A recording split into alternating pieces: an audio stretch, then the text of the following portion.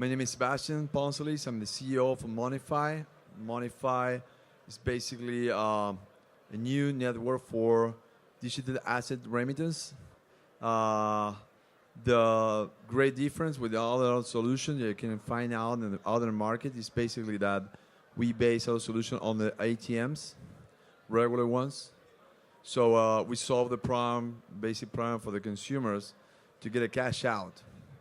So in cryptocurrency world, what you have basically is you receive any value on your digital wallet, and you have to transform that into something valuable to trade off.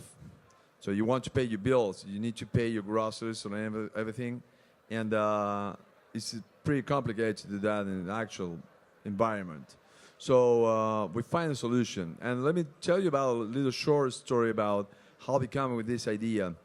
It wasn't one of my managers asked me for a software license. Okay, it's just a pretty basic one. It's Office 365 from Microsoft, and saying just go to Best Buy and buy a license. I did it. I went to Best Buy. I just bought it for $99 license for 5 different suits, and I got the license. And just put a small piece of cardboard with the algorithm printed out on the piece of cardboard, and I just put it in my pocket and flew 90,000 miles away back to Argentina. And just I give them to my team manager there, I give them the cardboard piece with a logo, with a code on it, and say, boom, you have this here. We transfer some value from one point to another part of the earth, just physically. It's basically some Redmond, Seattle, do the programming, put it in a package, put a code in it, print it out on a piece of cardboard, and sell it to me for $100. And then I sell it back in another place of earth just for the same amount of money, for zero of it, with no profit. But I can do it for profit if you want it. So that's the MoneyFi basic idea. You have an exchange, private one. You can buy an digital asset at one point, on ATM, and you can cash it out in another part of the world, doing the same thing, trading off that asset. It's a pretty basic idea. Obviously, it's pretty complicated in terms of technology. We've been developing that solution the last 6 months, and still going. And that's the MoneyFi idea is coming from. Now here with me is Daniel Chris, our Chief Operation Manager for MoneyFi. He's from Germany. He's living now in Kuala Lumpur, but he's moving now to the States. Yeah. Someday. I thought you never introduced me. Yeah. I wanted to leave already. Yeah, no? You can do it. No. So he's gonna carry on with the whole presentation about those 5 slides. I promise you, not gonna be boring. It's pretty funny. Yeah. Well, kind of. So it go won't ahead. be boring, no. So as Sebastian explained, how the idea came together. Basically, you buy one end of the world, you buy a license for $100, Microsoft, whatever. It's still $100 if you would give that code to someone in Australia. So that's how it came up. And remittance is nothing new, obviously. The market is huge, especially South America, Africa, UAE, and so on. And we are here to disrupt that market. Yeah? We are also not the only player in the market. So there are several other remittance applications, blockchain, startups, and so on. And I think how we distinct ourselves from those other startups is that our mother company, Odyssey Finance, which is located in Miami, manufactures and deploys and retails ATMs already, hybrid ATMs which are capable to transact fiat or cryptocurrencies. So we already deploy them. So we have an existing infrastructure which is the most essential need. If you ask any projects here, probably 80% of those projects, they will always have that issue where actually to cash out your reward points or whatever is the project like, or your crypto. So you always go through Coinbase and then you have a wire transfer, so that's the solution. So this is not really doable for any remittance purpose. So therefore, our infrastructure of existing ATMs in the US, in South America, Italy and Spain and Africa will help. And we are literally we are able to serve the underbanked. Yeah, I know of several other remittance projects, and they basically have an app. They developed some software, and that's it. And then you can send a coin from A to B, a cryptocurrency. Now, how does actually the guy in a remote village in Africa cash out? Because he won't be able to buy with that coin his Coca-Cola, unless, of course, we have a huge merchant network included. But this is only the secondary step. So that question always remains. Yeah, how you serve the unbanked? Just by giving him a wallet because he has an iPhone or a smartphone? I don't think so. You always need, either you work with a bank, but then again, the guy is underbanked or he lives in a remote location, so how? And I think our ATM network, and as we are expanding, is solving that problem. I foresee that many projects, in fact, will approach us in order to facilitate our infrastructure. So we have a slide with some numbers that remittance market is growing, expected to grow by 3.7% until 2019, and of course much further. There are so many. I lived in Asia 14 years, and there are many foreign workers all over the place, and they always use Western Union, most likely. They pay a huge fee for that, and we are actually able to give back money to the people who will use the remittance by charging a lower fee. So we are at 3%, I think, Sebastian? Yes. So actually the actual number for that is 8% average for the main competitors here. So like Western Union, we are low down for 3%. That means $16 billion back in the pocket of the people. That transforming in numbers, that means 2.5 million people feeding every day for a full year. That's the impact, social impact of our transformation. It's a huge one. So in the first step, of course, we talk about remittance, but of course this can be applied for merchant networks. So maybe people can use our coin, which we develop. It's called Nemo coin. And that coin is a stable coin. That coin is a stable coin, so basically it will be pledged against $1. So there will be a reserve of exactly the amount of coins in the network. So we aim for 100 million. So we have to have 100 million USD to enable for that reserve. So that's our goal in order to facilitate the remittance system in those countries where we at already and where we will go to. Danny, we signed a contract recently, actually yesterday, when one of the largest manufacturers of FTM worldwide, called Spulun from South Korea, they're going to include in their ATMs, they're selling worldwide again, our solution. It's our switch and our transaction processing platform called Octagon. That's include MoneyFi at the same time.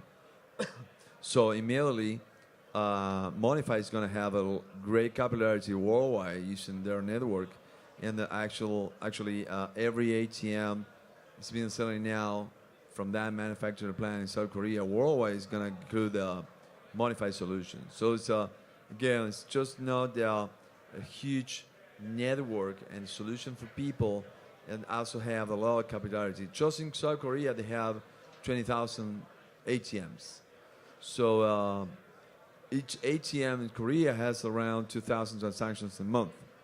So that's mean 2 million transactions a month just from start. And that's happening the same in Argentina. They have the same in Mexico, in States, Italy, Tunisia. So we're spraying out pretty fast all the MoneyFi network. Yeah, that's a pretty important point, because it's not just us expanding and Odyssey, the mother company, but it's also everyone we sell our ATMs to. They will have out of the box that crypto capabilities out of the box.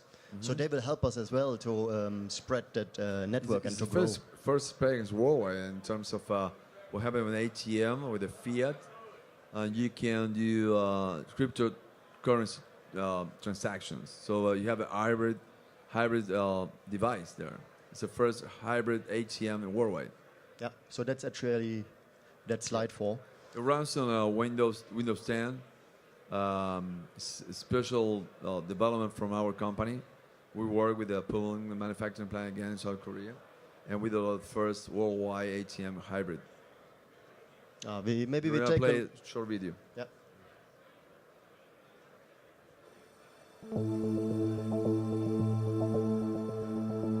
MoneyFi addresses the growing and emerging market demands for a better alternative in remittance using blockchain technology.